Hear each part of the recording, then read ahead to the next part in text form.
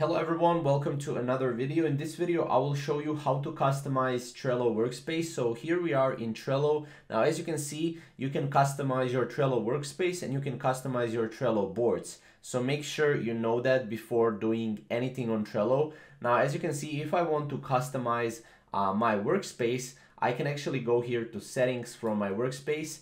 And as you can see, I need to upgrade to premium if I want to customize my workspace. Right now, obviously I can go here, I can change the name, I can change the website, right? I can invite members, I can do all of that, right? If I go here, I can see the views, I can see the members, right?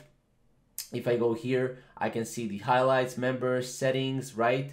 And pretty much everything, right? But I cannot really customize that much when it comes to workspaces. Although what I can do is I can go to templates and I can explore templates and customize my boards that way. So let's say I go into this board right here. As you can see here, what I can do is I can actually go to power-ups. I can add power-ups. I have a lot of different power-ups that I can add, right? That I can customize. As you can see, for example, this one, right? Projects by Plecker, right? So I can do that, right? And this is all for customization in board. Then you can go here, you can change the background, right? You can upgrade to custom fields. To add custom fields, you can add automations, stuff like that, right? So that's pretty much how you can customize your Trello workspace and your Trello boards.